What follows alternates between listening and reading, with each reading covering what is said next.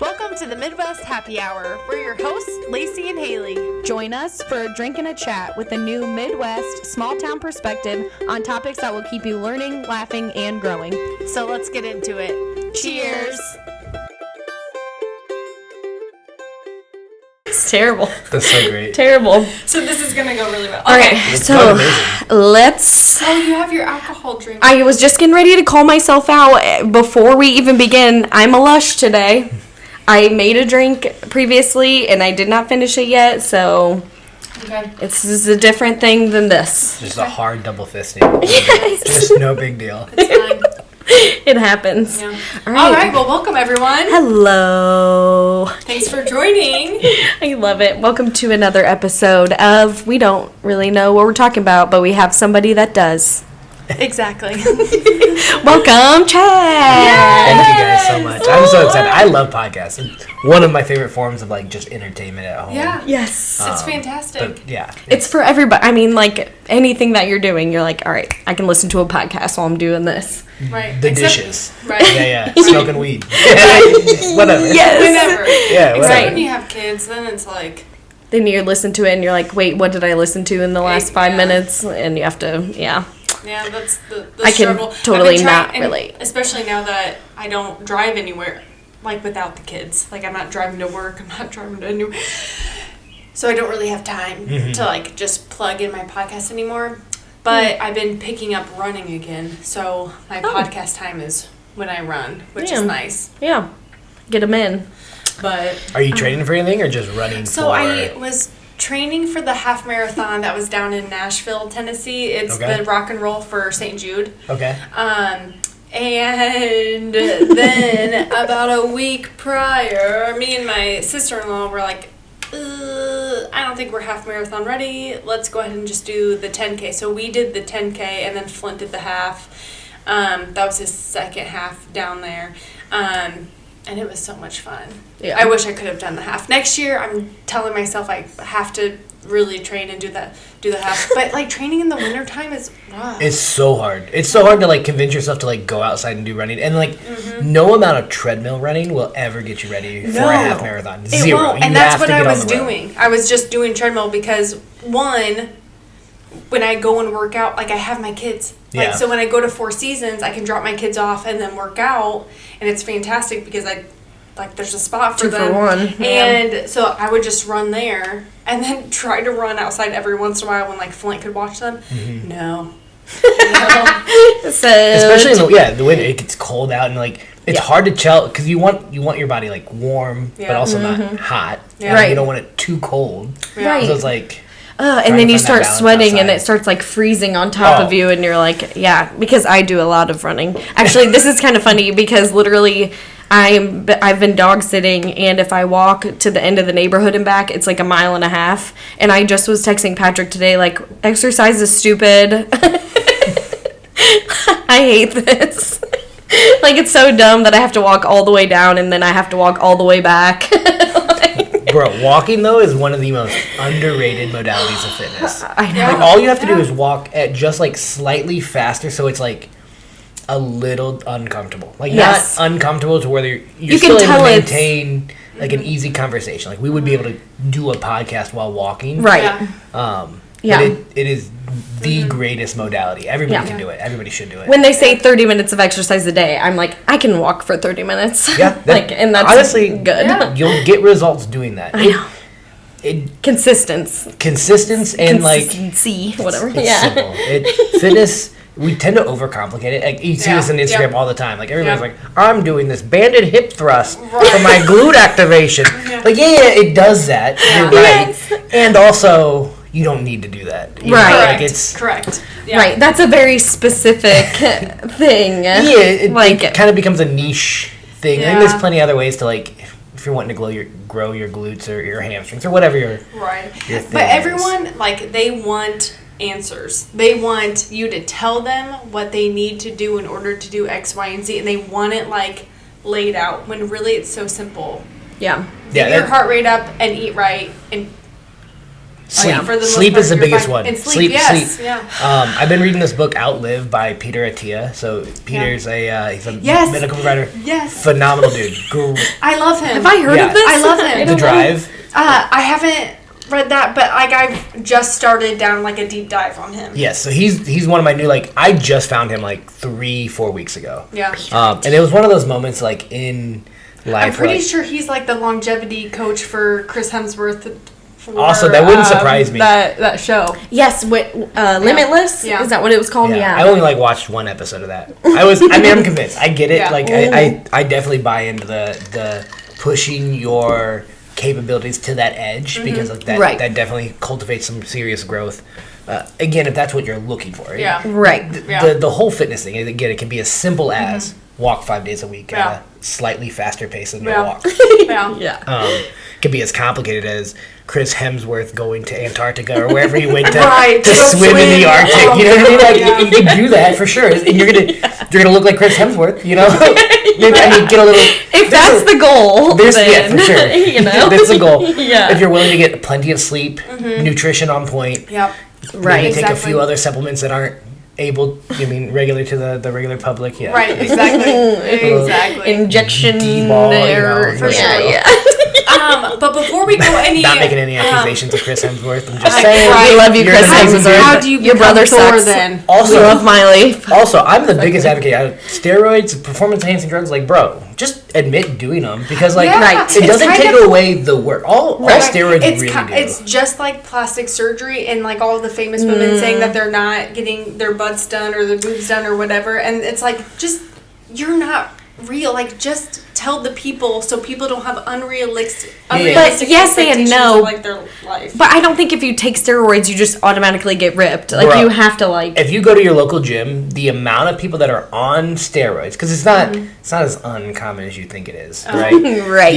The guys that you think are on steroids are not necessarily the guys you think are on it. Oh. Like steroids doesn't make you look like Arnold, Yeah. right? Again, Arnold, a specimen of genetics and all that. Yeah. Right. But all steroids do is just increase your capacity to recover faster. And so if you're able to recover more, then you're able to put in more work. Okay. But it requires you then to put in more work. Like Yeah. if you want to Right. look like Ronnie Coleman, I mean, there's a lot of work that goes into that. And steroids will definitely assist, but they're Yeah. not going to, just taking steroids is not going to make you jacked. No. Right. Which is like a common misconception. We have this idea that like if you shoot up steroids, you're all of a sudden You're gonna just be like, gonna- "Whoa." No, bro. You That's- blow up. Yeah, that's not it. That's not how it works at all. Okay, but before we go any further, I know, we're already getting balls deep. okay, so just to give like you a quick introduction. Wait, should we introduce our drink first? Fast first drink. We didn't talk about our drink yet. Okay. Real quick, because Chad's so cool, and he was like, alcohol's fine, but you know what's better? Other stuff. Yeah, I prefer weed. Yeah. And if you've listened in, Lacey and I have already been dosing ourselves Yes. in previous episodes, and today we have some Artet cannabis aperitif. It's freaking good. It is. Delicious. A balanced blend of botanicals, terpenes, and precisely dosed THC. Yeah. And I think with like the grapefruit citrus and the fresca, as well as the ginger beer, I think both of those like complement each other flavor wise anyway. Yeah. That they both complement it. It's so Yeah. good. Yeah, it is. Yeah. All right, 10 out of 10. And Yeah. just like you, Chad, 10 out of 10. Right. Thanks, guys. Cheers. I appreciate it. Just like you. But I do. Yeah, the ginger beer is really good, and you have the Fresca, Chad. I have the fresca, yeah. And it's- If you need more, delicious. let us know. We'll Right. hook you Yes. Oh my gosh. We'll We'll see. We will we'll see. give you a refill. We'll see. I tend to be a lightweight on most things. Okay, and I know, It I does was not gonna take say, much to get It me, does like, say, ooh. enjoy the effects within 30 minutes. And it probably says in here, like, warning, make sure you wait 30 minutes. Yeah. No, my rule for edibles is like for sure wait 90 and then maybe sure and then maybe wait another 10. Well, you know, just like see how you feel. And if somebody gives you something, only eat half, if that, yes. and then wait like an hour, So, and then I'm see. not gonna name names. But Jesus. back in the day, Oh no, okay, at least. I was given a part of a like weed brownie that our neighbor made. Oh, very good. And- So correct dosing for sure. Yeah, right. You know exactly what you're getting at for sure. that And he took some and then was like, you know what, Lacey, you can have this amount too, knowing I couldn't. He like intentionally overdosed me. And I was paralyzed on the couch. And he put like, I'm not joking, I was so paralyzed to the point where I couldn't sleep. I was just laying there, and I couldn't do anything. And he put the dumbest show on. He's like, I'm gonna go see the neighbor real quick. And I was like, oh. Like do with Adventure Time or something on TV. It's Rick and Morty. Just not understanding what's going on. No. Yeah. Edibles are like freaking. I mean, it's like a thing, you know. I know my aunt and uncle, her coworker gave her a caramel, and he goes, "I eat the whole thing, so you should probably eat half." And so she split it with my uncle, her husband, and we're all like hanging out partying. And my uncle looks back at her, and she goes, "What?" And he goes, "I think maybe we should only eat half." And she's sitting back there, she goes, "I know, I can't even drink beer yet." And she's like eating crackers. And she's got like one of those old school gas station, like huge cups with the handle on it. Just trying to chug water to like get it out of her system. Hoping she'll sober up a little bit. Yes. Right. It worked out fine. Like, I'm sure it wasn't like that powerful anyways, but like they don't really, partake that Also, it much. could have been. So Homemade stuff is, you never know. I messed I up. know. I've only made homemade edibles like 4 times. Yeah. And the first time I made it, I definitely messed up. So like, I'm also the cook that like when I look something up, I'm like, I got it, and then I never look back at it again. Yeah. And I'm like, yeah, just wing it. Yeah. Pretty sure it said 2, but really it said like 4 or whatever. So Yeah. it was like whatever it was. I ended up like quadrupling the amount of weed that I was supposed to put on it because like again, I'm a chimp. Did you make butter or? No, so these were called firecrackers. So this first one, Okay. and essentially what it is like you pre-bake the weed to like get the THC aspect. Decarboxylate? Yeah. Is that right? To decarb it. Yes. Yeah. Yeah. Exactly. And so heated it up, and then you put like the ground flour that's decarbed on Nutella on a graham cracker. Oh. And the measurements were something like 0.5 gram per whole graham cracker, and then you like fold it in half. Oh, okay. And then you eat those. Right. Well, like I thought it was a gram per graham cracker. And then I thought it was like a gram on each side of the graham cracker. Oh. So I thought... Because you're like, you break it in half, you're like, all right, this is 1 and this is 1. Yeah, Instead of... My brain didn't do that. Didn't add them together. Right. And so then when I made them and added them together and ate them, I broke it in half and then I broke it in half again. So I'm like, okay, we'll just try this. Because like again, I didn't know how... Experiment. Yeah, so this is... I'm taking these to like we're going on a boys trip. Okay. So me and some coworkers. You didn't try before? No. So I tried them the night before. We're leaving Friday. I tried them Thursday night. By the time I get to making them, it's like 11-ish. Yeah. So I take it at 11. By midnight, like I'm feeling the buzz, and I'm like, yeah, this is exactly gonna be great. this is what I wanted. This is the level of buzz. I'm gonna go to bed now. Yeah. And so I went to bed. And woke up at 6 o'clock in the morning, and I couldn't get out of bed. Oh no! Like my body was still like, nope, just super high now. You're oh my god! I had to be at work by 7. Oh my god! And so like I show up to work and like my eyes are bloodshot, and I'm like I gotta do something. Like I get a Monster Energy drink to try to like counterbalance the like. Yeah. Minus. I'm only there for like 3 hours too, so I just gotta like just pull through, just make it. Right. Just make it work. And we went to the boys trip, and then we each took half of the graham cracker, and I mean, I was spinning in my hotel room. It was a gnarly trip. Dang, and you wouldn't think like it wouldn't be that much. That's not really that much. I mean, it was a good amount. We sent ourselves off. And then I tried to make can of butter one time. This is during like 2020. Like, oh, perfect. We're talking.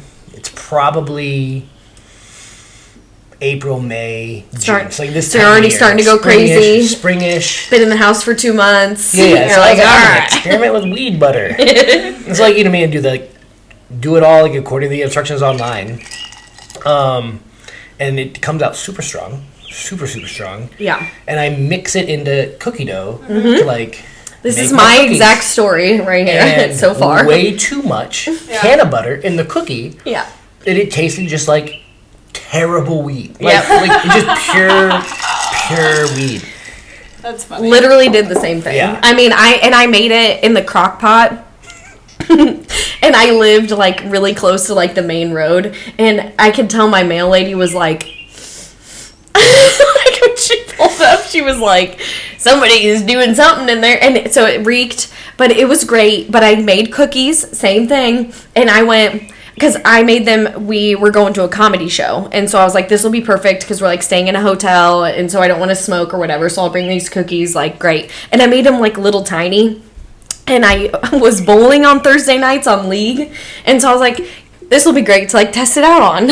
I'll eat like 3 and then go to actually, I think I was like, I'm not gonna eat 3, like I'll just round it off at 4. And then I know like how much it was a lot. It was a lot. I probably only, and then I remember I was like, all right, like 2 will probably be perfect. And so I like ate 2, and then I took one with me to like the comedy show, and it was like the best time ever. That was like the perfect dose. But I don't know what led me to be like, I'll just start at 4 and see how this goes. Because I remember I made them like little tiny, and I was like, there's so many, like, there's no way like one of these is gonna fuck me up. You know, which like nope. 2 was fine, and they reeked.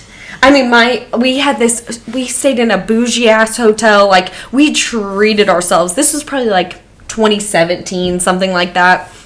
And so we're this like bougie, it's like a house basically, like hotel. And so I put the weed brownies in the closet, or the cookies in the closet. And every time I opened it up, it just like wafted. And it was like weed. Oh my God. And it was like February. So I'm like trying to like have the door. There was like a nice outside door to this little balcony that I was trying to like, but the owner is like present of the hotel. So I'm not trying to be like, oh, just normal over here February. I know there's snow on the ground, but I'm just airing it out, you know, like, oh my God. But yeah, it was good. But I was like, no, I don't need to venture into like, especially now that it's legal, I'll just go buy whatever aperitif, 2.5 milligrams per shot from the store, and that works out right. better. I thought it was cute that it was like, and it comes with a metal shot glass. Yeah, I know. It's in the other room. Dosage. Yeah. It says in there somewhere. Yeah. Maybe that was on the website or whatever. Yeah. But yeah. No, it's cute. It's good stuff. I can't believe how delicious it is. Yeah, No, it's nice. so good. But so Chad and I go way back to 2014. Hey, that's almost 10 Dang. years. 10 years. Bro, That's that's wild. weird. Yeah, It does not feel like 10 years ago. No, it doesn't. And which is so crazy because it's like you think of like childhood friends and that you haven't seen for so long, and then you see each other, and then it's like you're just like still shooting the shit. Like that's how I feel because I haven't seen you in so long.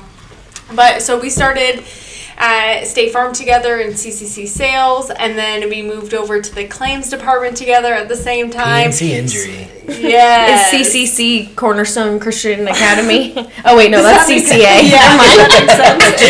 Start adding C's. Yeah. State Farm has a Christian academy. Coracine, cough and cold. Customer care center. Oh, right? sorry. Okay, got Customer it. care center. That makes That checks sense. out. Yeah. And then, so yeah, I was there for like 3 years, and then I went and worked for my brother-in-law. So that's when I left the claims area. Like you were a specialist. I think I was still a claim associate when you were a specialist, and then you left, and then probably within like the next year I became a specialist. I was only a specialist for like a year and a half, 2 years. Hey, I mean, and then 2020 hit, and I mean everybody knows kind of like what happened. And then I also, if you don't, it was COVID. If you missed 2020, Where are you, West Virginia? call your therapist. We have some discussions. There's some things we want to tell you about. If you don't know what happened, you were my mom. Sorry, Mom. She's not listening. Don't worry, Chad. Yeah, she passed away. She's definitely You don't listening. have to tell. She's ethereal, and she's here with us. For sure, I feel it. Especially when I'm doing bad stuff like this. She's probably like, no, You're doing I know. That's what I fine. went to the pot store on Sunday on Mother's Day. And my sister was like, "It's what Rhonda would have wanted." Look, man, yeah, Probably. it checks out. I'm convinced parents just want you to be happy. Yes. Right? Like, be happy. Yeah, for Right. sure. That's for where sure. it's at. Yeah. Anyways, I interrupted something beautiful, bro. Not at all. Just talking about, Oh, State Farm, yeah. Yeah, so we were coworkers for a few years, and I mean, we've always kind of like loosely stayed in touch. Yeah. I definitely like followed your life, between getting married to Clint and having kids. Clint, my bad. Nobody's named Flint. You're right. Like everybody's like, it's okay. When I first met him, his name was Clint in my phone, 'cause that's what I thought he said. To see, look, we were just segueing. We were weird. segueing into that Yes, conversation. I wanted that You're feedback. not the first one to do it, so But so I ended up leaving State Farm to like pursue other things. right, which I Yeah. found super interesting because so you mentioned how we like kind of stayed loosely connected through social media and things like that. Like I knew you were still at State Farm, and then during COVID, I saw that you went to Florida to do this yoga retreat / That's when you were learning to become a yoga instructor, or was it before that? That was like that was a like teaching clinic. Yeah. Like we went there for like a teaching And intensive. I was still working at corporate, different company, and I remember watching you do this and feeling so inspired. Like, man, yeah. he is choosing to do like something super cool, because I know at that time you hadn't like fully made the jump yet, but I was like, that is so amazing, and was definitely like a big influence on like my mindset in terms of like what I wanted out of my life and where I wanted to go and things I wanted to do.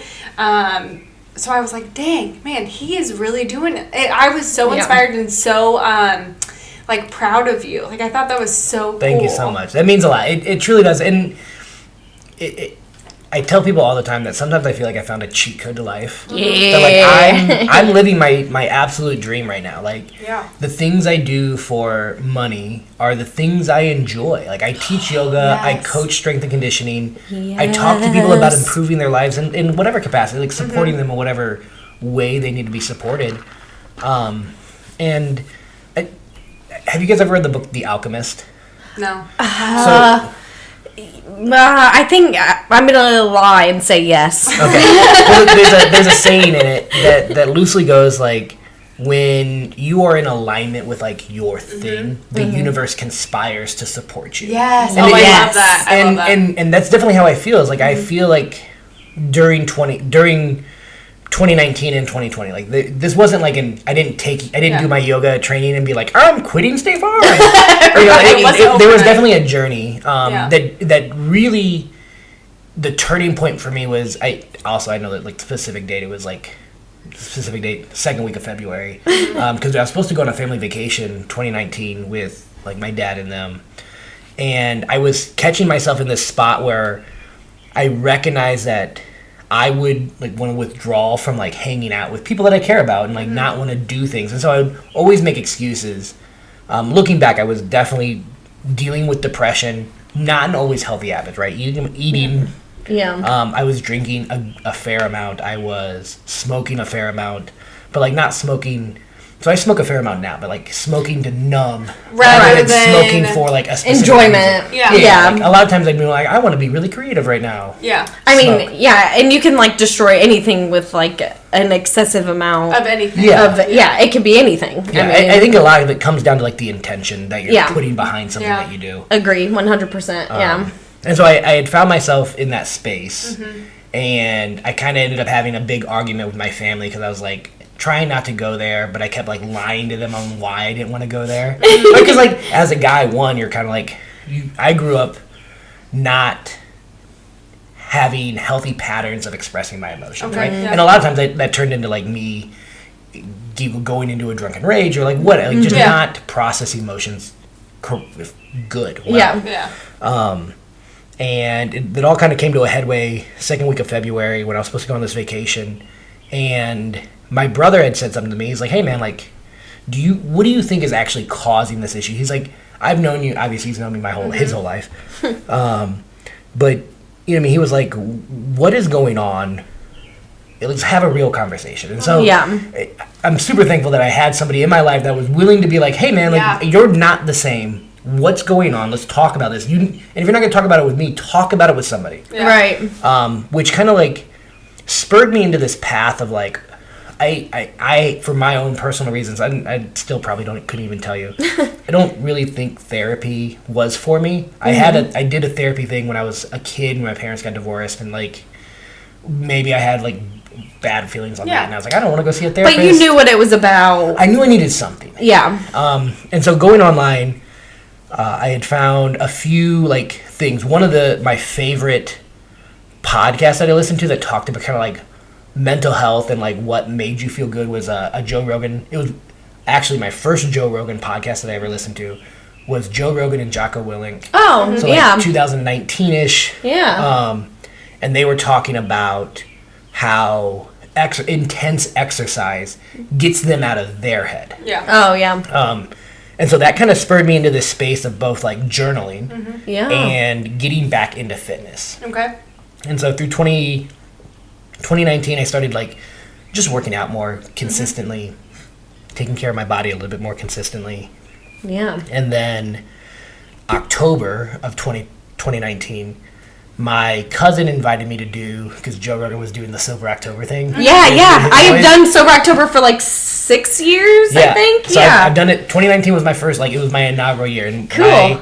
my cousin and I gave up drugs, like weed and alcohol. All the substances. We gave up caffeine and sugar. No. Added sugar. So like, and like I was like diligent. Like I remember, because it was Halloween. I remember Halloween coming and people were like, "Here's a bunch of candy," and I'm like, Yeah. I can't. Oh my God, no. I can't even like. I quit nicotine. I was like a casual cigarette smoker for whatever reason. Yeah. Like I don't even know. I would be like, I would buy a pack on Friday and get like hammered all weekend and smoke all of them and be like, that was gross. I'll never do that again until the next Friday, and I'd be like, better get a pack of ciggies from a weekend. And so I think it was like 2018 or 2019. I was like, I'm done with the cigarettes. Like for Sober October, I'll just give it up. And then I never like went back. So that was me and alcohol in 2019. That's amazing. Yeah. That like I gave it up. I remember like texting some friends and be like, guys, I gave up alcohol for the month. I don't think I'm ever gonna drink again. Oh. And like that was a version of Chad who was just coming off this high of the thing. Yeah. Yeah. And the reality is like I don't drink often. Right. I do drink. It usually ends up being for like a thing, right? Yeah. Like I tend to be more celebratory. But not using it as like, oh, I'm exhausted. I just want to have a few. I need drinks. to check out from my day. I had a shitty Yeah. day. I Yeah, need to check out. But I also that mindset has made me aware. Like I was doing that. I had switched my addiction from doing that with alcohol to doing that with weed. Okay. And so then I've gone through yeah, all of us That's do. the Yeah. thing. It's like it's always a journey, and that's why like people always get stuck in like, or I feel like a lot of the time when people try to quit something or change their habits, it either rotates to something else and they realize that they're just using that substance, so then they go back, and then it's just like they're still feeling that addiction. So But a lot of people who give up Yeah. alcohol or cigarettes turn into ultra endurance athletes. because it's an addiction. It's like an that, addiction. That feeling. And again, That'll never happen to me. If it does, somebody tell me something's wrong. When you sign up for your first 100-mile race, Right. I'll You're gonna be send like, you an email and be like, remember May sure? 16th of 2023 when you were like, exercise is stupid. Direct quote. that's the title of this podcast. Exercise is stupid. With Chad, the fitness coach. Yes. I literally did just see Steve-O did an AMA on Reddit, and he said, one of the comments was like, Steve, I quit alcohol and cigarettes and drugs and everything too, but now I'm addicted to sugar. Like, what, do you have any advice? And Steve-O's like, welcome to my world, motherfucker. Like, Hey. I fucking have quit everything except the sugar. Like, if you can figure it out, let me know. You know, No, like, it's always got to be something, it seems like. But, I mean, sugar is better than... You know, It's Also, maybe Nitro. not. Maybe Nitrous. not. You know what I mean? Right, it's like causing cancer. It's like Yeah, like, all I the mean- awful things. I mean, yeah, but with Like, Steve-O, I mean, that Yeah, guy no, is like, for sure, for take sure. your sugar, you'll be alright. Sugar, absolutely. Sugar over meth. over meth. Yes, 100%. yes. Every time. If you're on match, please switch to sugar. You heard it here first. Yeah, I'm not a doctor, but if I were, That'd probably be my advice. That would be my suggestion for sure. That's a good one. Okay, so then it just switched over to weed. So then were you like, man, I gotta give up weed, or like? Yeah. So after that October, I also like got really big into meditation. Cool. So I was doing a lot of like, guided meditations on just like from YouTube. Yeah. Listen to like Russell. Also, a giant fan of Russell Brand. Yes. He's become so like peace and love, like cool. Homie. Yeah. I vibe with that dude. That in my medicine, when people that suffer from addictions, especially if they go to like AAs, right? They talk about oftentimes they have this experience with God or like whatever higher self, higher power. Yeah. However you want to classify Yeah. that, right? I'll just use God because that tends to be the easiest way for me to contextualize it. I was having these moments and these experiences with myself that I felt like I was communicating with God through prayer and meditation. Mm-hmm. And I felt this like nudge to go out west. Okay. And so I remember like texting my cousin being like, hey man, like, you wanted to do this Sober October with me. Would you be down to take a road trip out to Arizona? Sweet. Because I Did wasn't... you just pick Arizona? Or like so Arizona ended up like, I sat on it for a while. But I was like, okay, I'm being called out west to do something, to experience something.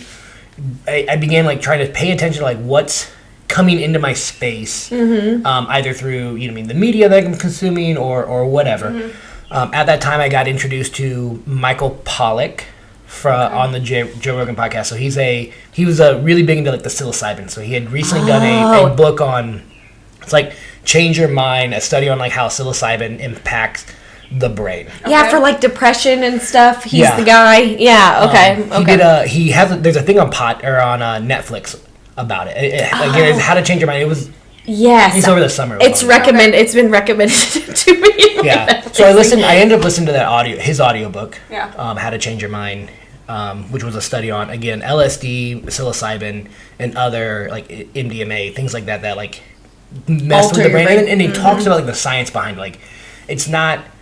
There is something spiritual that people bring in when they do that. Mm-hmm. And also there's a physical science that does happen, right? Yeah. Doesn't mean either one is more true than the other. Both are happening. Yeah. Right. Yep. And so I was like, okay, well, I think I want to have one of these. I want to have an experience. Yeah. And luckily enough, I knew I had a friend who I had met previously through another job that was out in Arizona. And I had known that he had plenty of experience in that. And it's like, well, if I'm going to do those for the first time, I want somebody that's fully able to support me. Yeah. Mm-hmm. That I'm able to trust on like what he's getting, where he's getting it. And when you're like doing psychedelic stuff, like environment and like people around you and everything if you're going in there, which I'm a true believer in. If you're going to be doing something like that, it has to be for like a specific reason. You're looking for something. You're not doing it just to have the experience. Yeah. So I don't know. You've never even done mushies. But shoot, I forgot what I was about to say. Well, but yes, I have. I took a little bite of one once. A mushroom? Yeah. Oh, wow. Wow, are we even friends? You didn't even tell me you took a bite of a mushroom? I've told you this multiple times. Oh, okay. Probably just filed it away. Yeah, you did. All right. But yeah, I feel like, what I was going to say is that everything that I've like read about like going on a journey like that, you always want to make sure someone's with you. Like you don't want to do it alone. It's someone to like help guide, like just good vibes. Make sure everything is like cool. Yeah, it's nice to have a sober sitter for sure. Yeah. I'm not telling anybody to go do drugs. It's not the message I'm sending out to the world. If you do tweet at or whatever at us, TikTok at us. But having somebody there to support you in that can definitely help you because, again, your setting plays a ginormous factor in how that journey is going to go, that trip's going to go. Your intention behind it is also going to have an impact on what you're going to experience. Yeah. And again, it's all linked in with like what that plant medicine is. Mm-hmm. Yeah.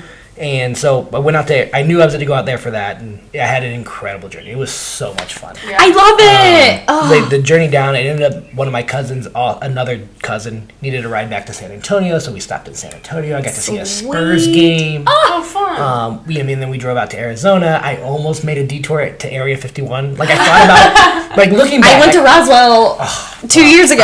It was awesome. I saw a UFO, pretty sure. I don't know, but yeah, I think it was. I'll tell you all about it. Okay, no, we're definitely going to talk about this because I want to circle back. Because my buddy just caught, we think he caught one on, like, a video that he was making. That's of, amazing. he was, admiring the storm that happened a few weeks ago. Oh, And so then it wasn't like, intentional. No, and then there was just, this thing, and we're like, the fuck is this? What is it? What is this? Bro, I'll show it. It's a freaking UFO. I love it. Yeah, no, I'm Aliens a giant are real. fan. Oh, Okay. yeah. So, I tend not to live my life, thinking about regrets. I do wish I'd have been like, hey, let's just go with this. Well, I'll have to show go up 3 back. hours later. You'll have to go back. Then Yeah. that's what I always say. Like, I guess I'm gonna have to come back here because I didn't get to do the thing. I want to go to Vegas, and Vegas is not that far of a drive. Like, No. I'm down to go to Vegas, rent a car, and then drive to Area 51, check out some UFOs. Yeah, it's freaking toy. Yeah. Well, I didn't go to Area 51. I went to Roswell, but it was the International UFO Museum. Yeah. It was. Well, and there's a highway. I'm a giant nerd. I nerd out on all of these things. And I remember being in Vegas one time and seeing a listing of this is the intergalactic highway. It's the highway that has the most UFO sightings. What? On it. It's a highway between Vegas and that area. Nevada or New Mexico. Yeah.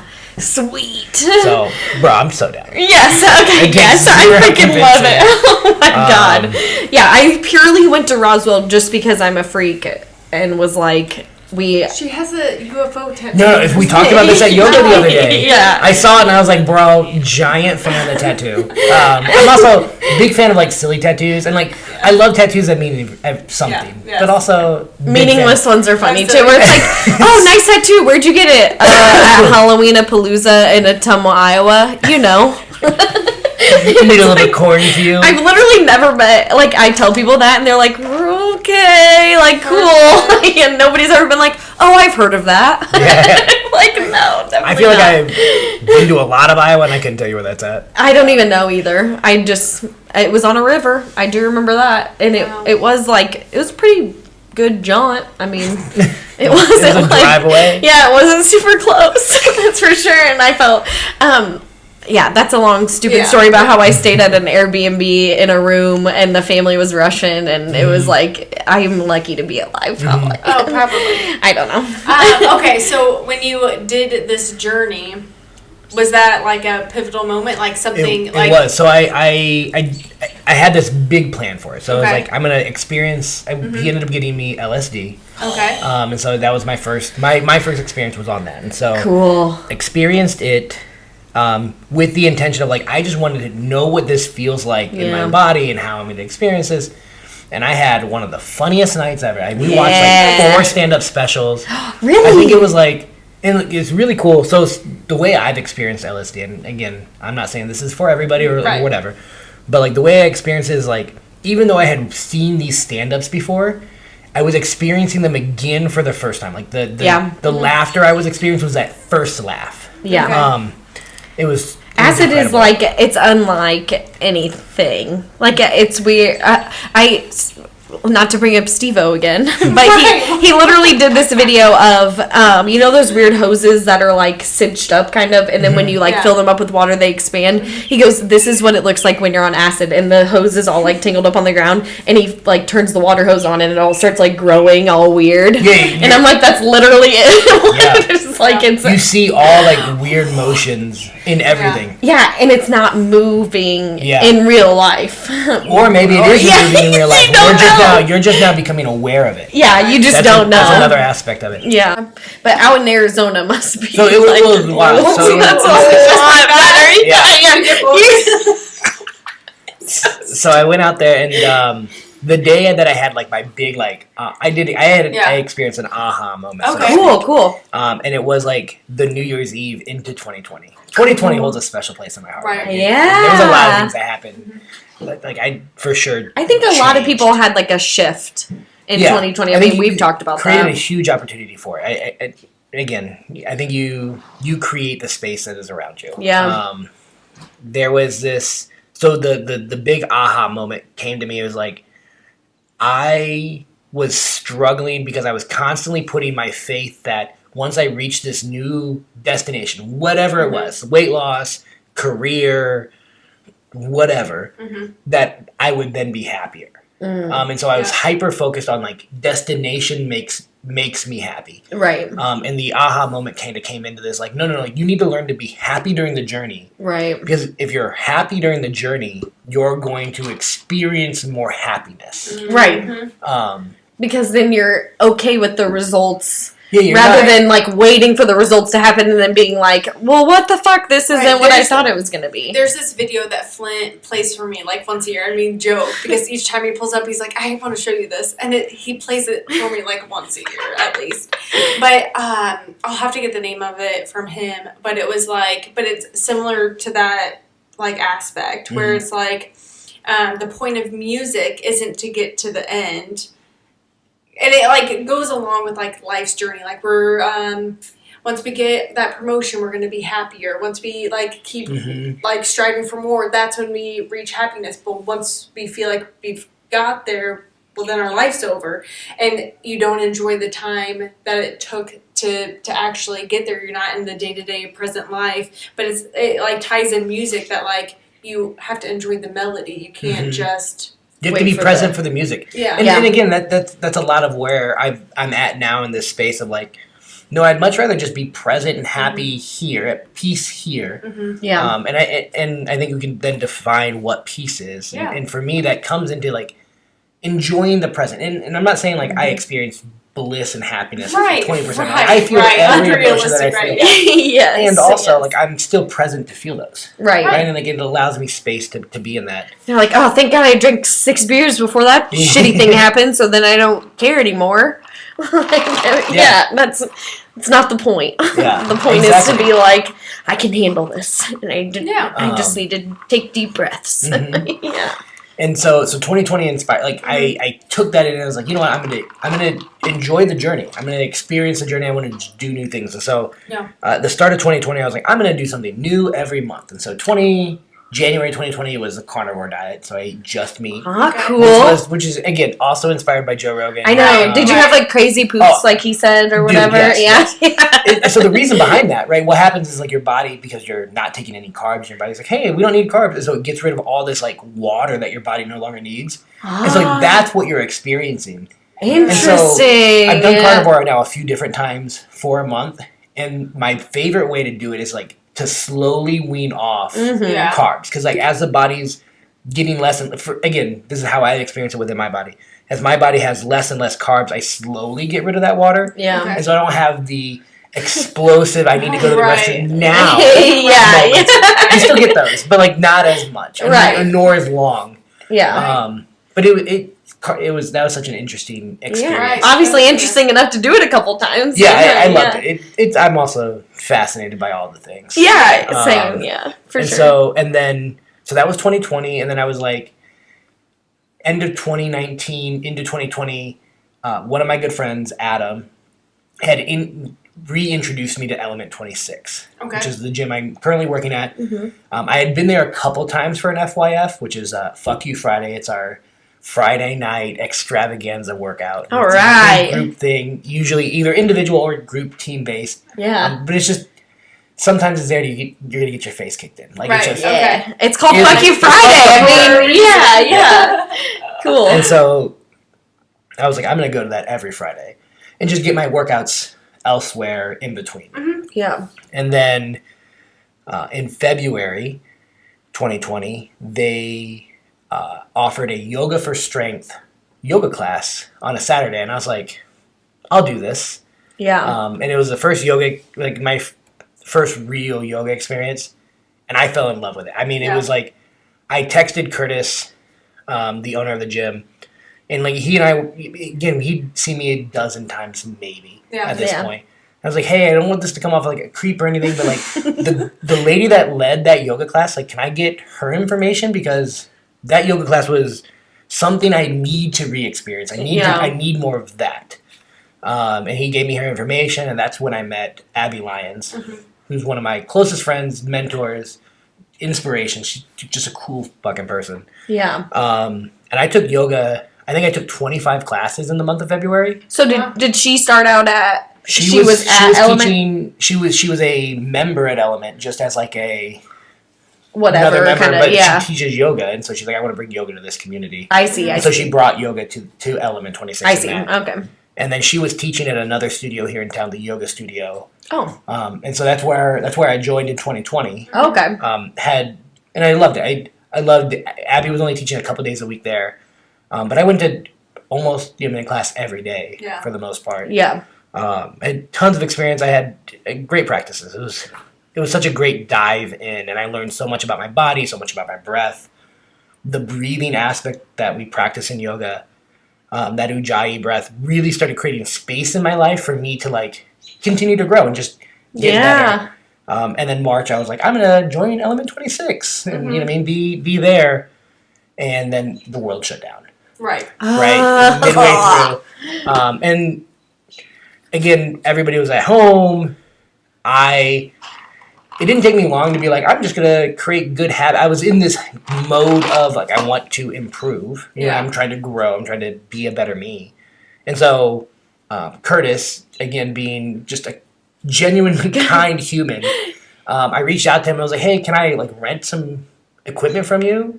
Because like gyms are closed. Right. Yeah. And again, him being just an amazing person, I was like, no, you can just have this stuff, and then when we reopen, just bring it back. Yeah.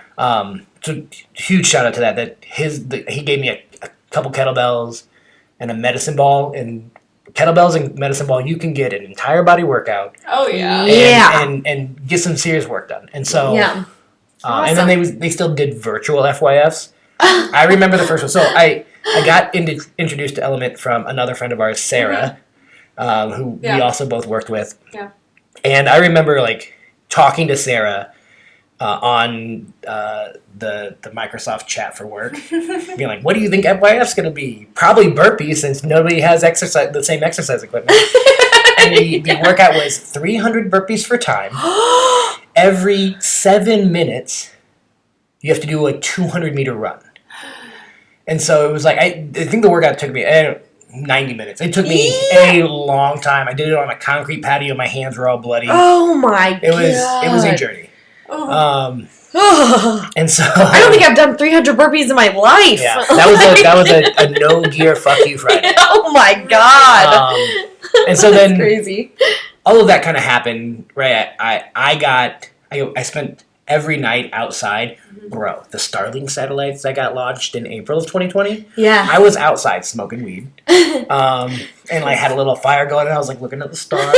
And you see this fucking row of like, I was like, the aliens are fucking here. It's aliens. I called my brother. I was like, get outside right now. There's fucking aliens outside. He's like, dude, did you check your Twitter? Yeah, no. Who has Twitter? Right? I'm an adult. I always bring it up too. I don't know why I don't even use it. No, my fiance still uses Twitter all the time. Yeah, she keeps me up to date on like the tweet world. Yeah. I have no idea. Whatever. I went to my neighbors. And I was like, did you guys see those lights? They're like, how high are you? I'm like, not that. No, hi, how are you? That's real. And then they came back, and I was like, see, they're not fake. Oh my anyway, and then my sister-in-law was like, they're probably the Starlink satellites. No. Dummy? And I was like, yeah, you're right. Gosh, shit. You're right. I really thought that this was it. So I spent a lot of time outside in nature. And just like I ended up, again, the work from home thing was like the best thing that could ever happen to me. 1000%. I started creating like space in my life to like really take care of myself, finding that like what it meant to find like that true work-life balance. Yeah, because what you do doesn't take 8 hours a day to sit in your chair in an office. It doesn't. It doesn't. Yeah. It doesn't. The idea, man, I have a lot of thoughts. I'm always willing to share my thoughts on things, but I think sometimes management gets so caught up in the idea of metrics have to be met. It's like, well, like if the idea of metrics is that you're zeroing out, and like the reality is in that department you were never going to zero out because that's the only thing that's always going to always happen. Yeah. And so it's just like, no, like give me a set number of things you want me to contact, people you want me to take care of, and I will get those done. But like, then if don't I get talk more to me work anymore. done, all you're going to do is give me other people's work. Right. And it's like, well, I don't want to do that. So why the fuck Why are are they doing it? Exactly. Right. Why aren't they Exactly. doing Yeah. it? If they have the same amount of time that I have, then what's going on? Yeah. Right. So anyway, That was one of my biggest issues, was like feeling like, oh, I get all of my work done in the first 2-3 hours of the day. Oh, Lacey, I need you to take so-and-so's cue because they're 100 like claims behind. Oh. Why are they 100 claims behind then? Yeah. Anyway, yeah. So, that's a whole ass thing. yeah, and so that obviously you guys remember 2020, right? Yeah. Shit didn't really start opening up till like midsummer. Yeah. And for me, again, I think it was actually June that like my life more or less turned back to normal, other than working from home. Yeah. Element 26 was starting to offer people back. I was working out again pretty regularly and just enjoying life. And then because of like me and Abby spending some time together and like growing as friends and as like yoga student to teacher and friend at the gym, we started hanging out afterwards. And I remember one day in like September, she invited me out to Keg Grove. And during the conversation, and if you've ever met Abby, she essentially interviews you while you're talking. So it's not like so much of a dialogue as a, I'm going to ask you a question. And then you answer. Follow-up question. Response. I love it. But it's awesome. She knows. But during it, she's like, would you ever want to be a yoga teacher? And unbeknownst to her that I was like, again, in these meditations and like praying and like, I want to do something for the universe. I want to do something for God. I want to be in alignment with like my life. Manifesting. Was that when you were kind of thinking like, I wanted to do something. Like your current career path, is this something that you want to keep writing out and like climb the ladder, so to speak? Or is like, were you thinking like, is this what truly makes me happy? Like, yeah, I was asking those questions in meditation and in prayer, like thinking about like, what do I genuinely want to do, and where do I want to find the space? Yeah. And then the way I've experienced this is like when I sit down and pray and meditate in those spaces, that in the stillness and as long as I'm willing to listen to like what the universe then sends with you, because again, the universe conspires to support you when you trust it. I had 3 conversations. Abby's was the 3rd conversation. I had 2 other conversations the week prior where somebody had mentioned being a like somebody who guides meditations. And then my dad was talking to me. He's like, have you ever thought about like shamanism and like going into that realm? Oh, your dad's cool, huh? Oh yeah, my dad's a G for sure. Yeah, sweet. And then Abby was like, would you want to be a yoga teacher? And it was like these 3, like, all things that kind of all sit in the same group. And I was like, I hear you, universe. I'm listening now. Yeah. Okay. And then I went on a camping trip to, like, really meditate on it. And, you know what I mean, had a beautiful experience out there. Yeah. In the woods by myself with my dog. Oh, and, sweet. Yeah, it was dope. And came back with this understanding, like, no, I want to at least go down. I'm going to learn to become a yoga teacher. Yeah. And maybe just teach yoga on the side. Like, well, again, we'll see. Yeah. So Abby and I went to we studied Baptiste Power Yoga. We were taking their level 1 course, but it was virtual because of 2020. They weren't going to do an in-person course. Yeah. But because it was virtual, we were like, well, let's not do it in the basement. Abby had this great idea. She's like, it sounds like doing it in your basement is going to be fucking miserable. And I was like, yeah, it does. So let's rent an Airbnb in Florida. And so me, her partner, and then my cousin all went down to Florida to rent this Airbnb. That was one of the dopest spots I've ever lived in. We were in Santa Rosa Beach. We were in this condo that had a rooftop patio. Oh my God. Amazing. So Abby and I did our yoga training, which was like 7 to 10 hours of yoga, talking about yoga, meditation, and practice, all that stuff. But we did it on a rooftop patio in Florida in the sun. Right. I remember seeing you post, and I was like, oh my gosh, this guy is It doesn't get better. It doesn't get better than that. No, it was amazing. It was such a cool experience. I mean, I got to we were a block away from the ocean. Yeah. On our patio, you could see the ocean. Every morning I woke up and walked to the ocean and meditated on the ocean. I mean, I had The just sound an of the amazing waves. experience. Yeah. Love it. Came back from that. Even so, we practiced yoga, but the thing we did that I didn't expect that we were going to do, we did a lot of what we call inquiry within the Baptiste world. They call it inquiry, which is like this honest self-reflection. And there's a level of honesty you have to have with yourself within that. Right. But we would go through like a guided meditation, and then we'd be like, what came up for you during this meditation? Okay. Reflect, and then come back and share it in your small group. And one of mine... Hold yourself accountable. Yeah. One of the things I had came to is that like I was holding resentment towards my parents for different things, right? Like my dad, who, again, love him, he lives just, a little bit away from me, and then like it felt like the way I was experiencing is that like I had to go up to see him, he could never come down to see me. Right. Yeah. And so like I was feeling resentful in that, and I was like, well, that's dumb. Yeah. You know what I mean? Like I started thinking about it. When you say it out loud when other people. When you start reflecting on it, you're like, man, I'm being a bitch right now. Or whatever. Anyway. But I found that I was holding resentment for my feelings against him. Mm-hmm. And then it comes into this, like, I'm sorry for doing that. Because it put a strain on our relationship, for sure. Even if, like, neither of us necessarily knew it. Yeah. Right. Yeah. And then so I made a lot of clarity and, like, headway with, like, people that, whatever resentment I was holding on to.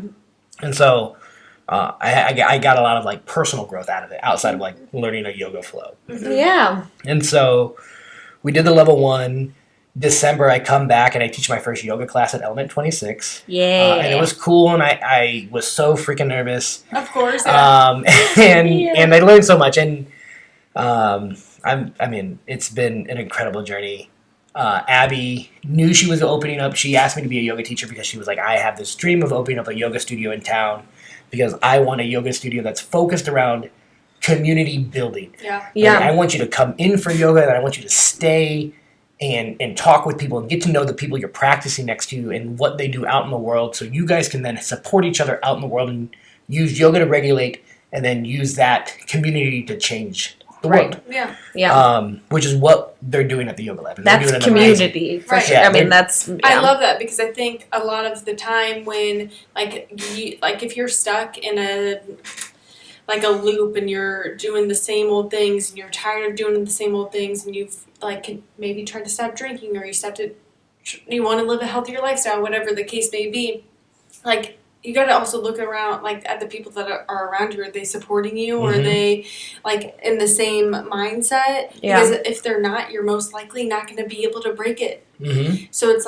you have to find people who are doing the things that you like to do for real. And I say for real because sometimes it's pretend. You go to a party and you drink, and you're hanging out and you think it's fun. It's not. Mm-hmm. Right. Yes, it is. But we've all met those it's people just, that are that talk the talk, but don't necessarily follow through with what they're talking about. Yeah, and if you're connecting outside of yoga with your yoga friends, then it's kind of they're holding you accountable. You're gonna start holding each other accountable, right? Yeah. And that's something that really is beautiful out. And again, I recently read this book called Who Not How. Oh no, yeah, Who Not How. I can't remember who. Okay. Curtis gave it to me, but it's this idea of it's important, instead of wasting energy and time trying to figure out how to do something. I don't know what I missed. She said homeless, not toothless. After you said, people are gonna listen to this and know exactly what I'm talking about, and some people aren't. Is that some Real Housewives or Kim Kardashians or something? Oh my god. But it's this idea that you can figure out it's how the weed. He was confused by the title for a second. I was it's the weed kicking in, everybody. That's 2 plus with 2.5 milligrams due to you. Jesus Christ. Okay. Who not how? Yeah.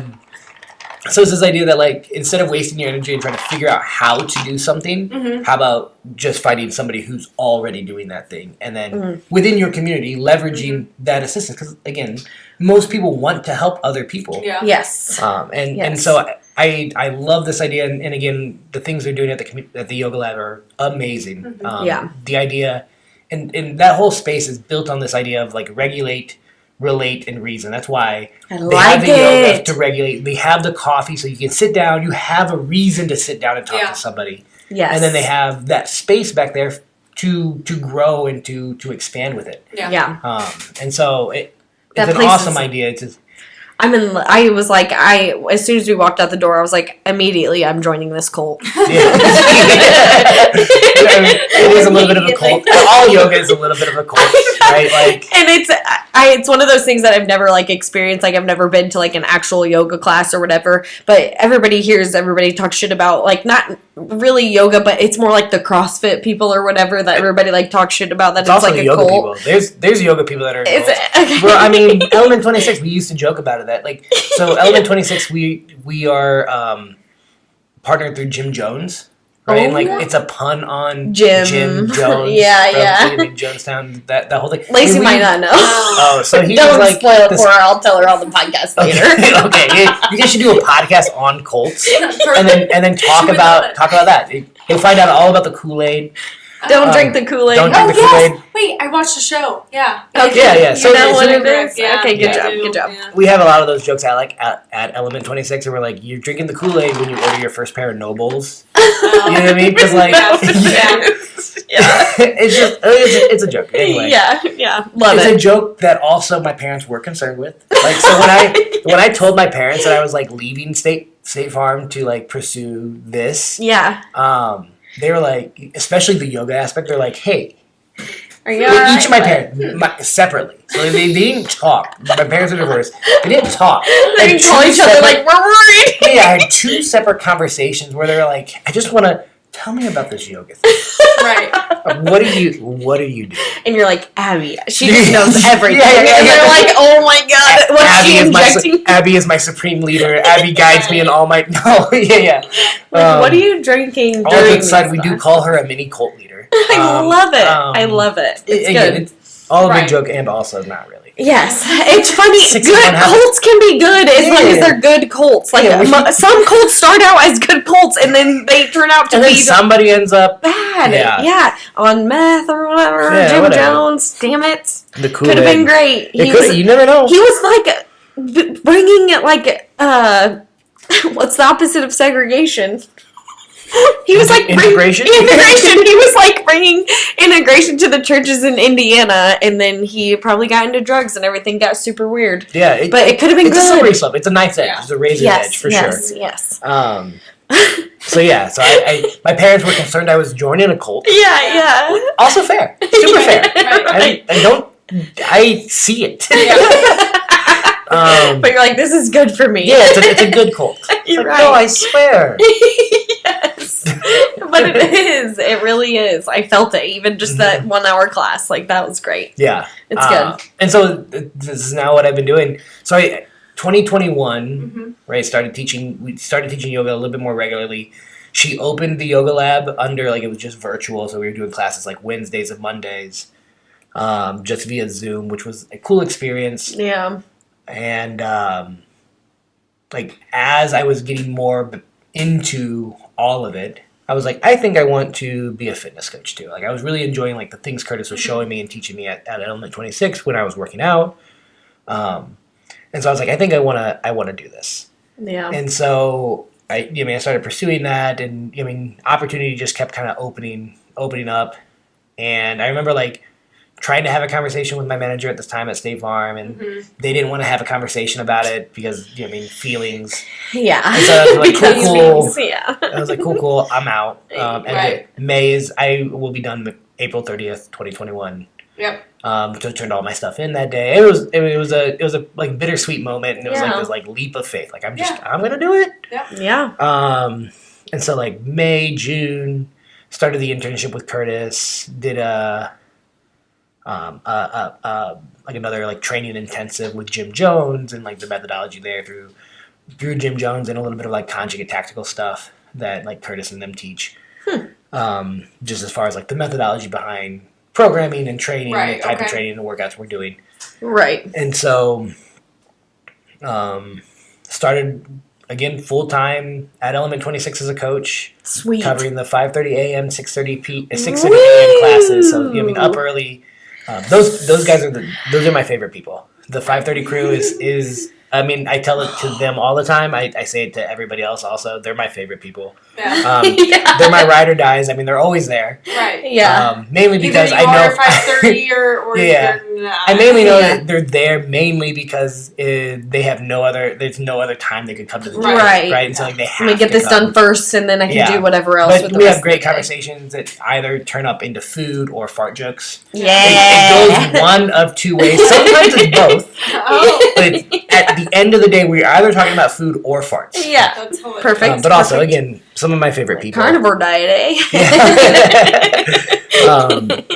So I started that, and then the yoga lab opened up September 2021, officially the brick and mortar. All right. And when we started, it was just me, Abby, and Carrie Spockman as the teachers there. And Abby was definitely teaching the brunt of the classes. I think at one point she was teaching like 21 or 19 classes a week on top of her full-time job. Wow. Which is just, it's a lot. How do you even? Yeah, so, Yeah. and then we were blessed enough that the yoga lab just teacher-wise really took off. Like we got, I mean, I love the teacher crew that we have at the yoga lab. All the teachers have been inspirational to me. I've learned so much from all of them. Cool. And I mean, it's just been really cool to see how like that space has attracted all these teachers, which then allows us to continue to offer 30-some classes, 40-some classes a week. Right. Which is it's probably the most in town. I would Yeah. argue that we're probably offer the most classes in town at the most variety of classes. And That's what sold me. yeah, When I looked at the schedule, I was like, oh, well, every day I could get one in there somewhere. yeah, I think Saturdays and Sundays are the only days we only have 2 classes. Yeah, and that's But it's still, also, it's the fucking weekend. Like, you know Yeah. what I mean? Everybody wants to do shit on the weekend. nobody's really going. You're not going to be like, I can't wait for my 4:30 Yeah. Saturday. Well, especially during the Like, summer. Like, Right. the schedule will always kind of ebb and flow based on, like, again, what the community needs. Yeah. Right. And so it's been enlightening, and I've grown the space between Element 26 and the yoga lab. I have cultivated a life where like I'm able to auto regulate pretty regularly. I'm either teaching yoga every day or I'm talking to people about strength and conditioning classes and like their mental wellness and my mental wellness, and so it's good for me. Yeah.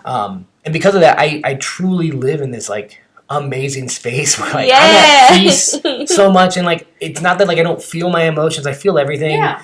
but I'm able to also like feel them, observe them, go through them, experience them to their fullest capacity, and I've met some amazing people. I've gone through some incredible journeys, and Yeah. again, it's been incredible. You're hanging out with a bunch of happy people Yeah. that are like just glad to be there to like do yoga and be taught Yeah. new things. I mean, even I was like freaking dying during this class, but I'm just like busting up laughing because, and even you just look around for 1 second, you're like, all right, I'm not the only one that's like dying, but no, like this guy, I got the everybody. professional next to me here, so I just don't know. Lacey's cool as a cool cucumber. Yeah, I know. Yeah. It's like, I was laughing. But also, I was like, this is Shit, just my fun. balance. Can anybody see me shaking?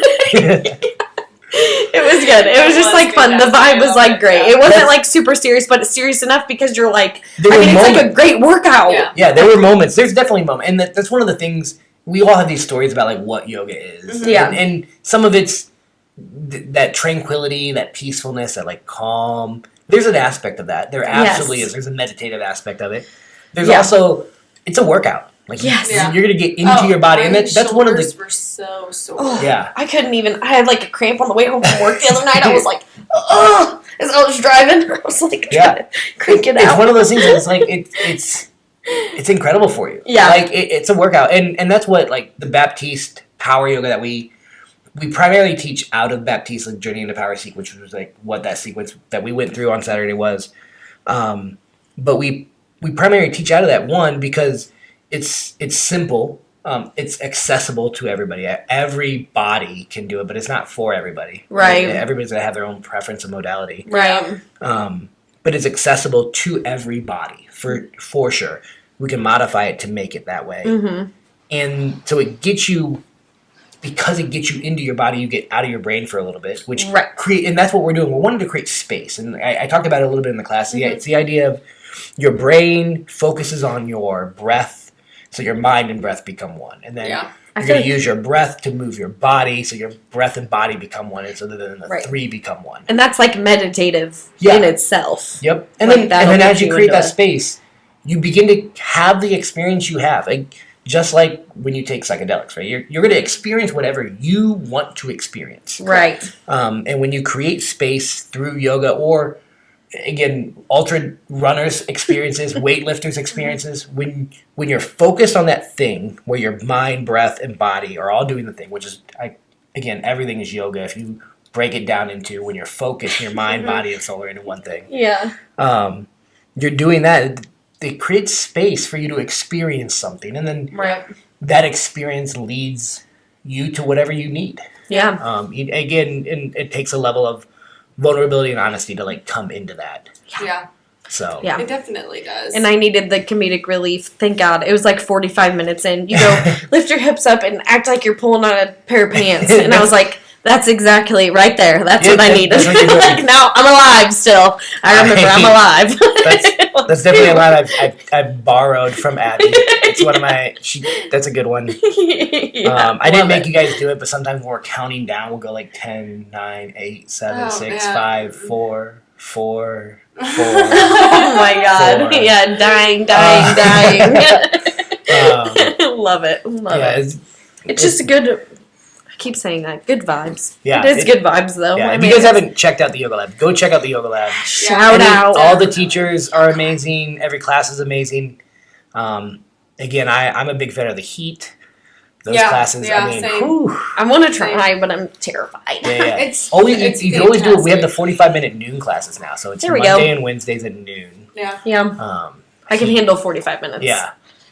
And I argue with people like Shavasana is the same length. So you really, by ratio, you're getting more Shavasana with your yoga practice, taking the 45-minute class. I know what that means. Yeah. I have no idea what that is. The yogis out there are like, they suck that. They know. If you don't know what that is, you can look it up, Google it. Shavasana. I love it. I'm ready to learn all the shit. Like, it's going to be great. Yeah, I think you would love it. I am. So, like, are you doing anything... So what year are we in right now? 2023? So you did all this in 2021. Yep.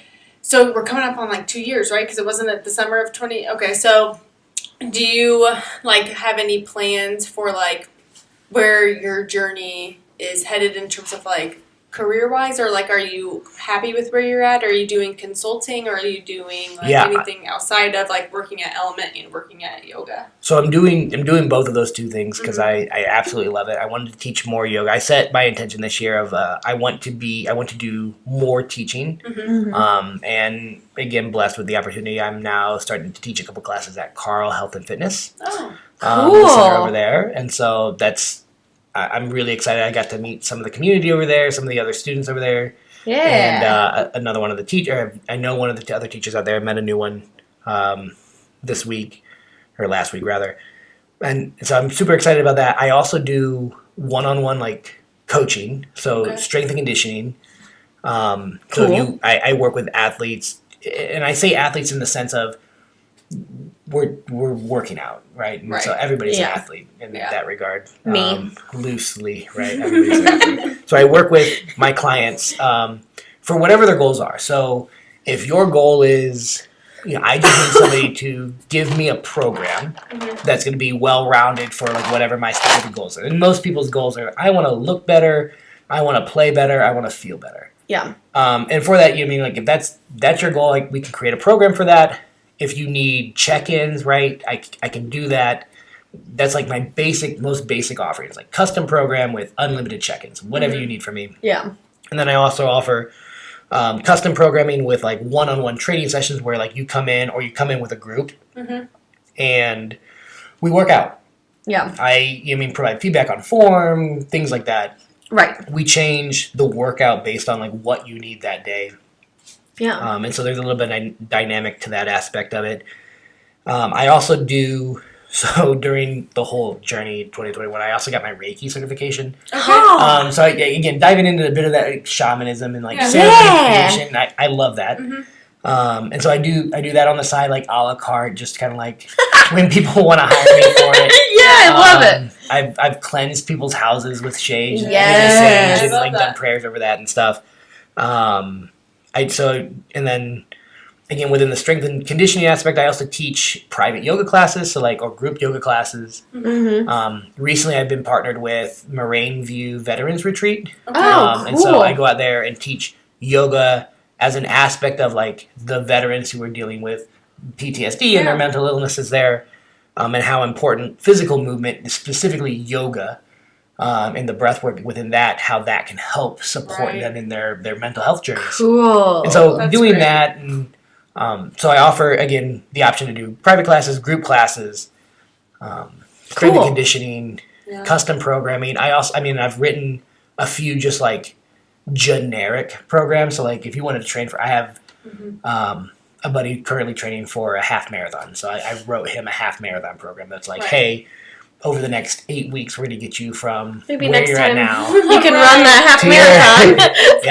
Exactly. And so it just, and again, it's dynamic, and it's in the sense that it's always going to be shifted to what you need in that moment. Right. Because we're humans. Life has its ups and downs. 1,000%. Yeah. And so you never know. That's one of the things I offer. And right now, again, I'm really happy where I'm at. I'm working on taking on some more clients. I got a meeting this Friday with a new client. Super excited to talk and connect with them. Cool. So just doing that. I'm doing a workshop with the Yoga Lab right now. It's a members exclusive one, but we're talking about obviously because I'm a strength coach and I teach yoga. Yeah. And I strongly believe that strength training will benefit yoga. Strength training will benefit everybody. Yeah. 100,000%. Being a little bit stronger. Yes. It's everything. I could walk my mile and a half better if I was stronger. Yeah. I don't know if you've ever been tired walking up a flight of stairs. So the flight of stairs wouldn't be as hard if you were stronger. Dude, okay, all right. I gotta go up 7 flights of stairs when I go to Talladega to the racetrack. So that's gonna be my program. Yeah. Look, we can get you there. We can absolutely get you there. A stair-stepping program. Yeah, and then the Talladega 7. You got to go up all the way to row 50, and then you have to go straight up bleacher stairs to row 75. Oof. It's freaking rough, and you already had a Bloody Mary and a beer, and yeah. You're well on it. No, but that's the truth. And so I'm leading a workshop right now for the Yoga Lab and for their members, as an introduction to strength training. Mm-hmm. So we're going to talk about what it is, give them some information on why it works, where the evidence is, explain to them how they can create their own program, kind of the basic rules of that. Again, keeping it as simple as 3x5. The 3x5 rule of 3 to 5 days a week, 3 to 5 lifts, 3 to 5 reps, 3 to 5 sets. I like that. 3 to 5 minutes rest. Just keeps it simple. It can be as simple as that. You can get into it as deep as you want. You can get into all the methodologies between muscle confusion and working on strength with hypertrophy or endurance or power or whatever it is you're working on. Yeah, cool. It's one of my favorite things about it. Is we can dive as deep into it as little or as much. And that's my coaching strategy. Is I'll tell you all the things I know. Yeah. If you want to know that. If you don't want to know that, I won't tell you. I'm not gonna bore you to death with Yeah. Chad nerding out about workout stuff. Right. If you want to talk about your day, we'll talk about your day. I'm here for that. Right. And so, dude, I feel your title should just be life coach, and people could just hire you as life coach because you're so enlightened and so just open-minded, and I think you just have a way with making people feel good in the moment in terms of everything's gonna be okay, and there's things that we can do to grow and keep going. Right. Keep it moving forward rather than oh, does your life suck right now? Yeah. And I'm not trying to sell a pill or anything, right? No. I want to support anybody on their journey, and that a lot of that came from the support I received on my journey. I was I want to do this for other people. Yeah. To whatever capacity they need, and again, the idea of whatever we're charging, we'll figure it out. That I have ideas of roughly what I want to charge, but I'll never be oh, you're only going to pay me that much. I don't want to work with you. I'm going to work with everybody that wants to work with me. Right. Because that's the main thing. Is I can only support you to the level that you want to be supported. Yep. And so I'm willing to work with whoever for whatever, right? Like, if you were like, hey, can I borrow your time for an hour? Yeah. So we can talk about whatever's bothering you. I mean, Right. whatever it is. And I'll hold that space. I'm really good at it. Yeah. It's something I enjoy doing. I love that because it's funny because it makes me think of like working at the bar or whatever, and people just like tell me shit, and I'm like, cool. You want another beer? I'm just like, I don't know what to say about your thing or whatever it is. Like, I know you're trying to come here and like work it out or whatever at the bar, but like, hey, why don't you go see my buddy Chad? He really will give you good advice.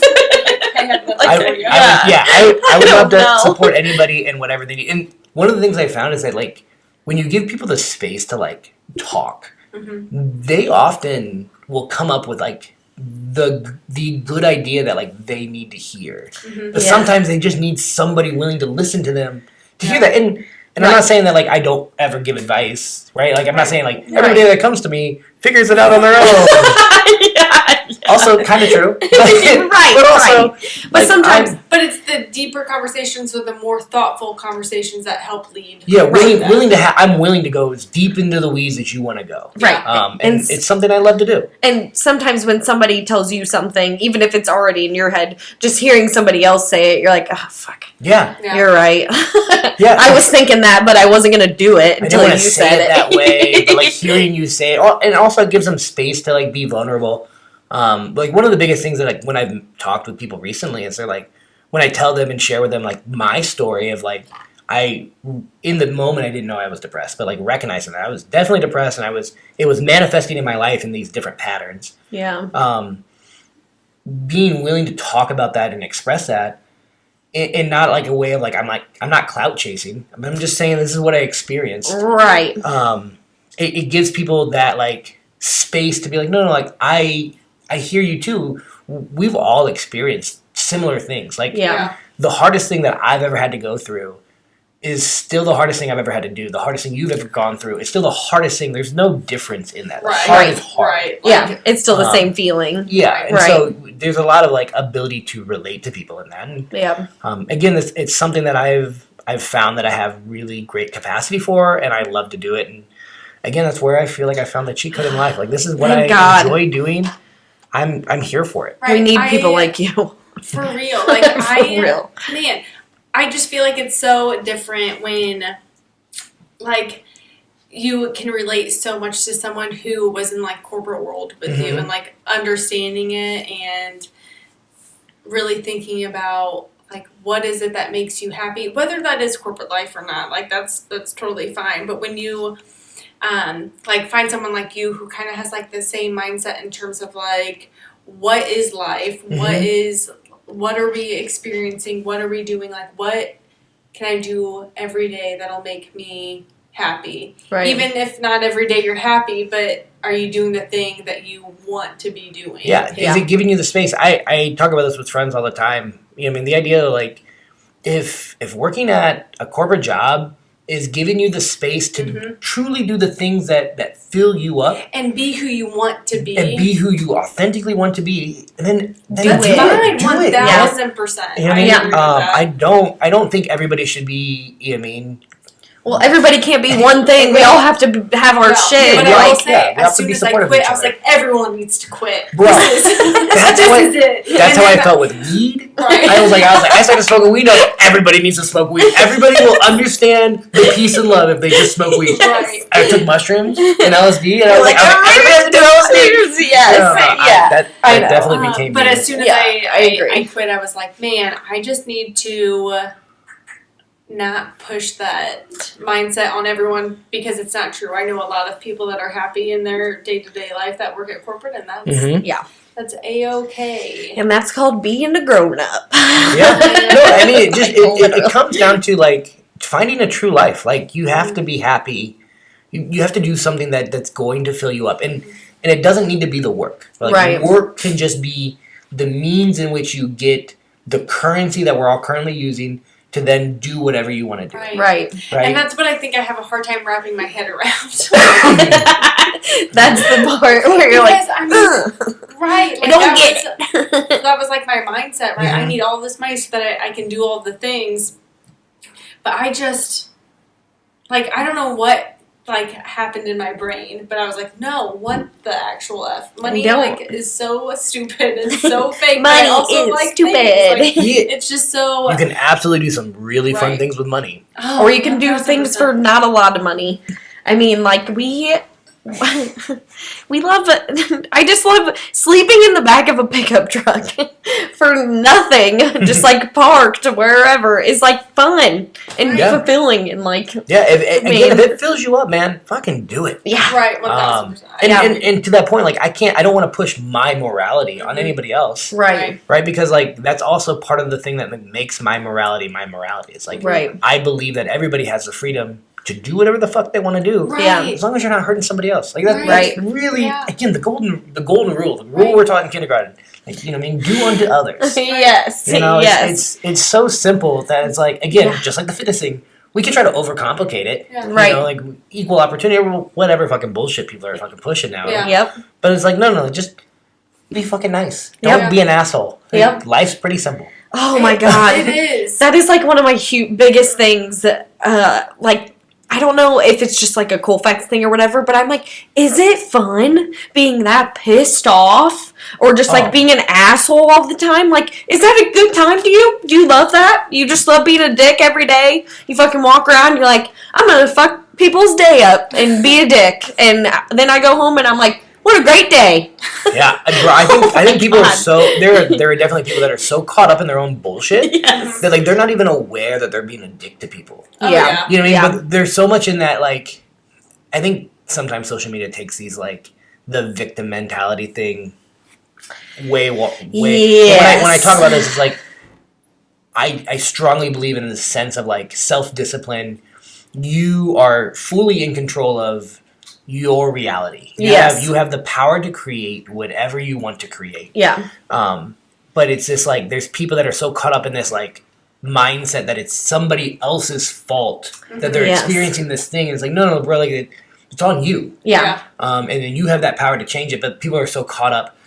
And again, we can get into the sideways of it. It's like the way technology, the information that comes at us, the amount of like things that we can just do quickly. I mean, hits on the phone, the doom scrolling, the countless shows on Netflix. There are so many shows on there's shows on Netflix that I'll never watch. Right. That I'm sure I would fucking love. Oh, right. Yeah. You know? But it's just like there's too much. Yes. But we're so bombarded by this like overwhelming stimuli that like we can't get away from that. That's what it's like. So many people talk about the benefits of like going out into nature and like leaving their phone behind and like that's absolutely a great tool. It's not the only tool. There's a lot of ways we can skin this cat.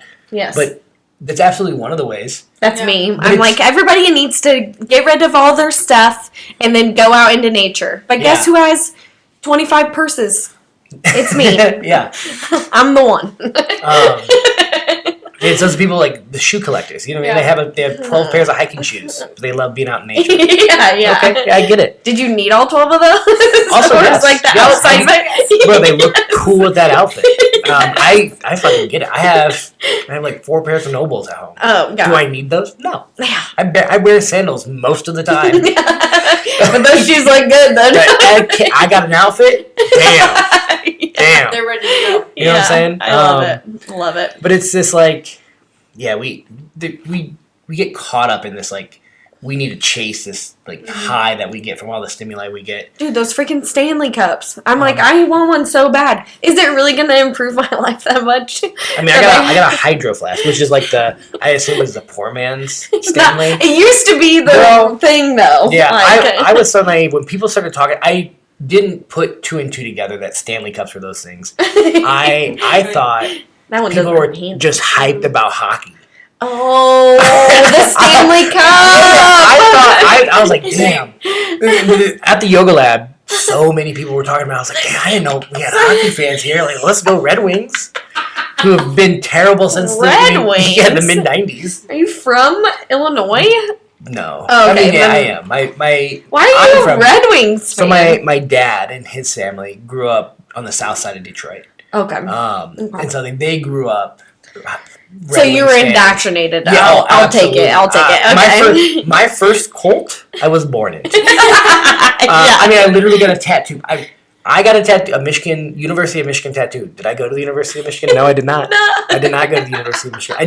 I went there for a wrestling camp. I had this thought the other day. I was like, I did technically go there. I stayed in the dorms. That's my argument. Hey, I was 8th grade. Whatever. Yes, it counts. Yeah. Have you ever been to the University of Michigan? For sure. Yeah, for sure. Yeah. In 8th grade. An accelerated program. But I got a Michigan tattoo, and then my dad got the Michigan tattoo first, and then when I turned 18, I got one. Yeah.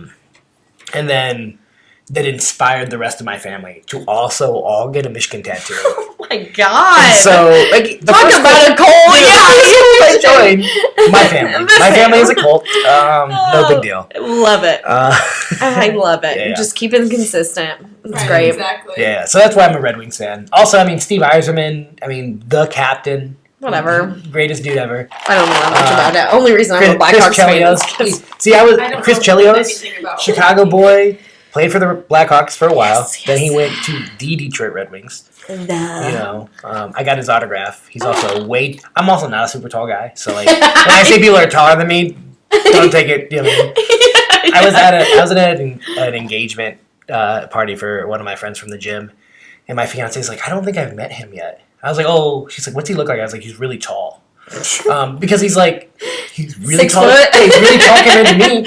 And he might be like 5'10". I don't really know. Give yourself some credit. But my fiance sees him and she goes, he's not that tall. Yeah, that guy. She's like, what are you talking about? I don't know. I was like, I'm always looking up. I was looking it up. That's great. He could in her head, he was like 7 foot. Yeah, she's probably thinking like you have to She's duck like, to where come is into the this door. guy? Looking up around. Yeah. So I fucking love yeah, it. when I say Chris Chelios is tall, take that for a grain of salt. Yeah. I mean, I'm short. Right. Yeah, no, I'm more of a football NASCAR Okay. kind of redneck. So Anyways, I'm not like, but I like. I've been to a Blackhawks game. Like my boyfriend that I've been with for 13 years is into hockey, so like got me into it. Did he? And I'm not criticizing fans that came. Yeah. But did he become a fan when like Taze and Kane came into Chicago? Honestly, there was like this wave of like new fans, and again, not talking shit. It could be. I'm not 100% sure if he was into it before or not. But I just remember like when we were in high school, he'd be like, "Blackhawks are playing tonight," and I'd be like, "Okay." Who cares? Does that mean we can't hang out? Or yeah, I remember like nobody cared about hockey. Like, I mean, I grew up in Lincoln. Nobody talked about hockey. No. And then all of a sudden, there were Blackhawk fans. I'm like, Jonathan Days care. who were you? Where were you in the 90s? Who else? Bro? Oh, who's Chris Chelios? Tell me that. What's the goalie that was there forever? Osgood? No, that was Detroit. I don't know why I'm getting. Yeah, I know. So silly to But me. that is one of our things where we had to make a pact not to buy each other jerseys anymore because I bought him one of those jerseys. It wasn't Hossa, but it was something like Marian Hossa, maybe the redheaded god. Yeah. Also, his wife is. Actually, I think I was gorgeous. gonna buy him a Hossa jersey, but then we have a curse where we buy each other jerseys and then the player gets like traded or Well, they you probably retire. bought him a Hossa jersey and then he got traded, bro. So I don't know. So when the Blackhawks won their Stanley Cup, 16. yeah, something like that. Yeah. Because Hossa was on the team. Yes. Hossa, that was his third Stanley Cup in 3 years. Yes. He was on Pittsburgh, who played against Detroit. Okay. Lost against Detroit. Okay. And so Detroit won the Stanley Cup that year. He lost. And then Hossa played for Detroit. And it was against Pittsburgh in the Stanley Cup. And Detroit lost. oh my god. Hossa lost again. And so then it comes down to like game 7 with the Blackhawks, and they win. And I remember watching my dad be so happy for Marian Hossa. Like Hossa gets the cup and like is skating around. And we're in Hawaii, by the way. And my dad's like, I see a tear run down his face because Marian Hossa, 3 years in a row, he finally got his cup. And again, I love that dude. That was also the time I saw his wife, and I was like, oh my goodness. Sir. Woo! Yeah, I was like, you. Hockey players are hot. You ever No, you haven't been into it. I'll get you into it. I'll It's show you okay. some pics. So 2020 Right. also changed like how I view sports. What do you mean? So I used to be a giant hockey, giant football fan. Yeah. I mean, still watch football semi-regularly. Okay. You're not a Packers fan, are you? No, I'm a Lions fan. That's fine. Again, I keep it clean with the Detroit thing. Mm-hmm. I also like if I'm going to watch a team, I'm just going to cheer for whoever the home team is. I'm not a fan, you know. Or if I'm with a bunch of like fans, I'm right, I'm not going to be the asshole. Right. No. But where are we going with this? 2020 sports. Oh, 2020 sports. So because everything got shut down, Right. the only thing that was going on at the time was League of Legends, which is a video game that I play and got really deep into the pro following because they were going on in 2020 and the UFC. And cornhole. So, yeah, so it ended up. I'm not kidding. That's all we watched at the bar for 2 years was the cornhole. ESPN Ocho. Yes, Cornhole. literally. So League of Legends was on ESPN. I did not see that one. Yeah, it was a video game. Yeah, I know what that is, but I didn't know they played that on ESPN. Bro, 2020 was a weird time. Again, there were some weird things that went on if you really paid attention. But so I got really big. So now I tend to almost exclusively follow the UFC. And again, even there, I'm a casual fan when I follow anything. Mm-hmm. So I'm casual, but also I enjoy it. Yeah. But I love the UFC as well. We would go to, like, prior to 2020, we would go to Hooters and watch the fights. It was so much fun. It cost us, like, a fortune, but, like, who cares? It was the greatest time. And, like, watch Conor McGregor beat Nate Diaz, and then Nate Diaz beat Conor McGregor. Like, we watched it at Hooters. It was fun. UFC is good times. That's some vintage UFC. Dude, and I got into it when... God damn it, I can never remember. It's the Pierre or George St. Pierre. Oh, GSP. Yeah, GSP. Like I remember when it used to be on Spike. I watched Tito Ortiz and Stephen Bonner. Yeah. I watched that fight when I was like Tito used to 12. be my giant role model. I dyed my hair blonde. For Tito Ortiz. Like, people think it was, like, for Eminem, and sometimes I tell people that it was, like, the Eminem thing. But the reality was, Tito Ortiz, the California badass, walked out with an American and Mexican flag, and I was like, that's me. That's my guy. Also, again, it's just one of those things that, like, you know, like, when you meet your heroes, the first time I lost a little bit for Tito is when he talked. The first time I ever heard like an interview, because he has such a high pitched voice. It's just, bro, he was a light heavyweight, so like 215, also juiced out. Yeah, he couldn't put his arms down. Yeah, jacked. But he had this like really like weird. I'm not doing a great impression, but it's also close. It's just like okay, dude. And it's also it's my issue with GSP. Also, so French. Yeah. It's just the accent. I can't. Like, mademoiselle, really? It doesn't sound serious. Yeah. Like, GSP, baddest dude ever. Yeah. I have a hard time taking him serious. And he looks like a green bean. I mean, he's like, you know what I mean? I watch his Instagram now. That dude is jacked. Oh, okay. Also, he's like jacked, non-steroid. Like, yeah. You can definitely tell. There's a difference. There's a French difference. Yeah, for sure. There's no weird veins anywhere or anything. I fucking love it so much. Should we wrap it up? For sure. It's only been an hour and 40 minutes. This is our longest episode. I know. Really? Thank God. Like, That's awesome. yes, because you're such a good guest. Oh, thank you guys. I'd love to do this again. This is so much fun. Yeah, I had a great time. You have to come back. Yeah. Well, definitely, we should do a UFO one. Yeah.